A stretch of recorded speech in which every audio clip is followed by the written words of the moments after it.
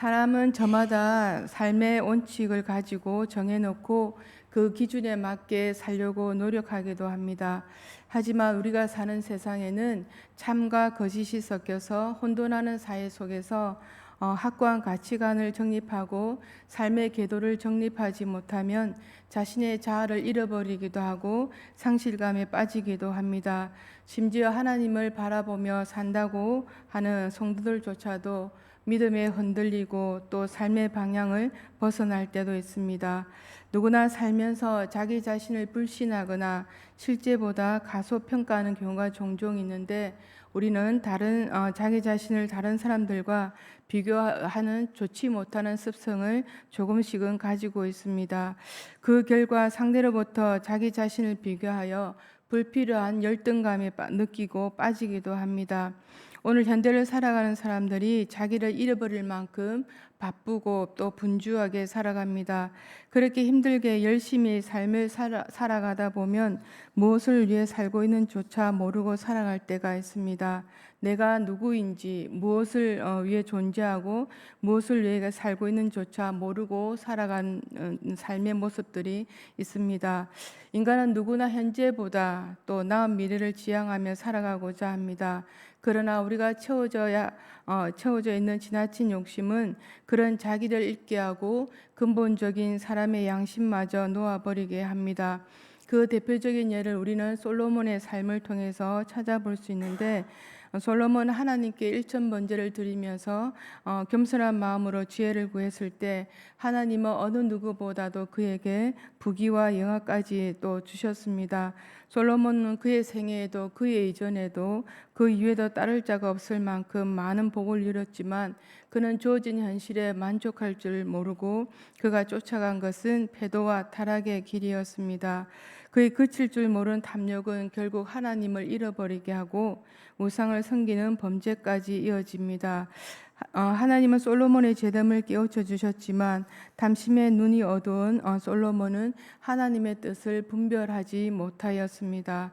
그런 솔로몬은 하나님을 떠나지 않으시고 그의 아들 때 이르러 이스라엘을 둘로 분단시키는 것을 예고하셨고 그렇게 지혜를 발휘하여 억울한 백성의 일을 해결했던 왕이 탐심의 눈이 어두워지면서 그 나라의 평안과 행복은 멀어질 수밖에 없었습니다. 자신의 위치와 역할마저도 잃어버린 솔로몬의 탐욕이 자신만 힘든 것이 아니라 그의 주변에 있는 모든 사람들 또 나라의 민족의 분단의 결과를 안겨준 것입니다.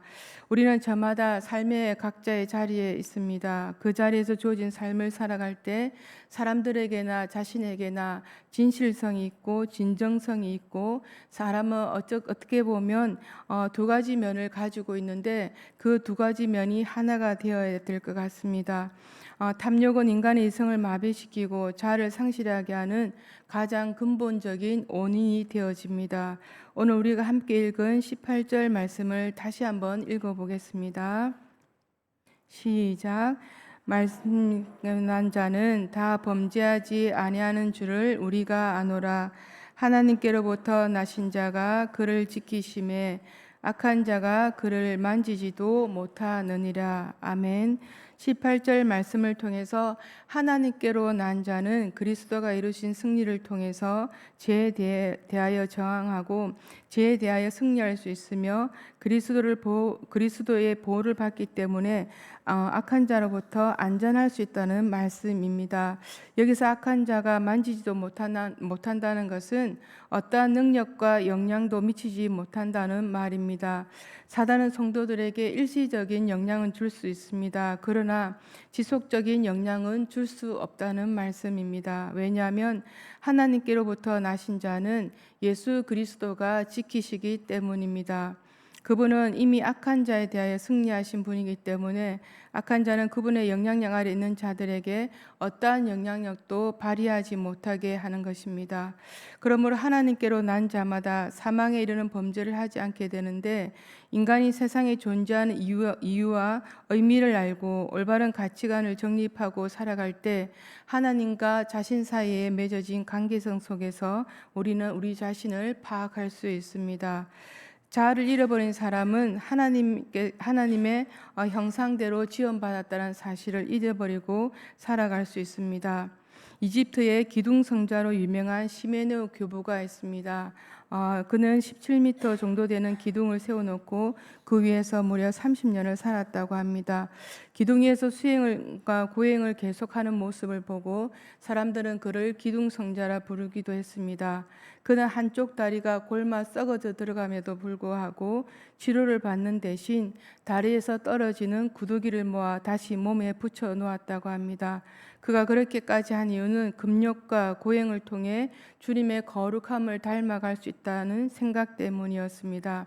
당시에는 이런 이유로 금욕과 고행을 하는 사람들이 그리스도인들이 많았다고 합니다.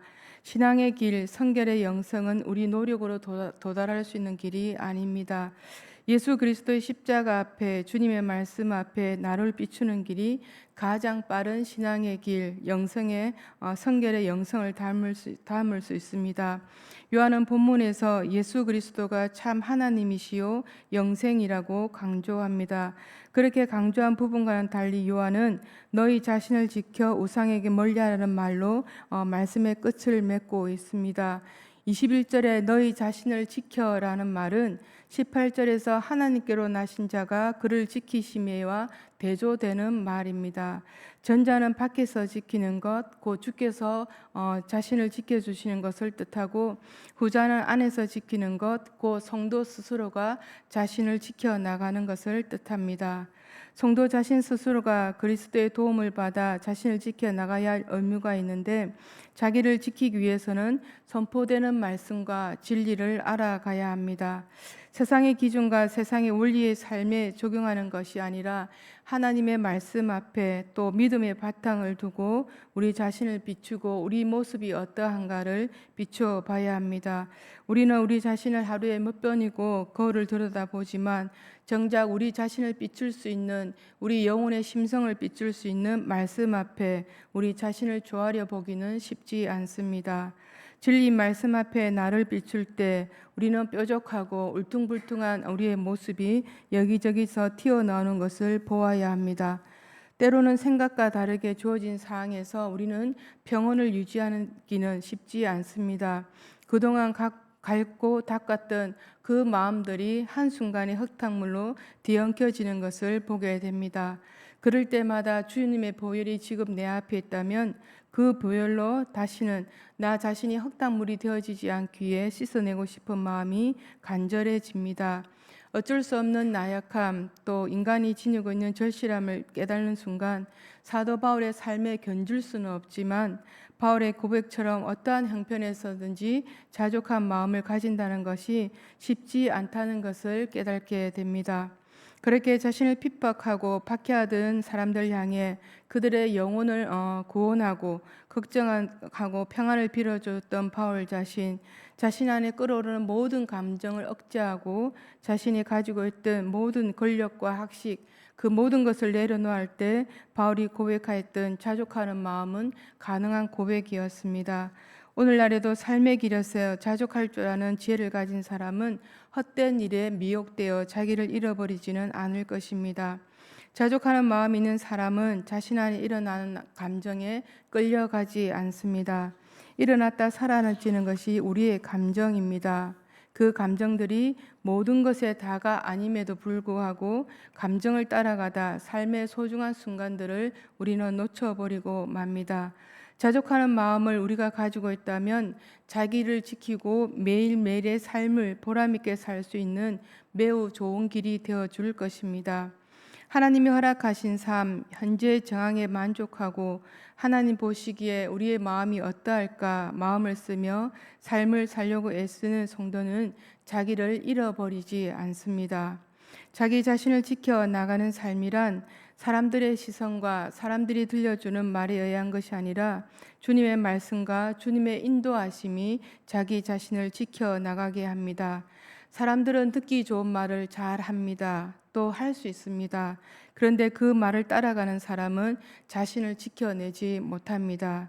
나를 지키지 못하게 하는 우상을 우리는 멀리서 찾는 것이 아니라 바로 우리 자신 안에서 찾아내어야 합니다.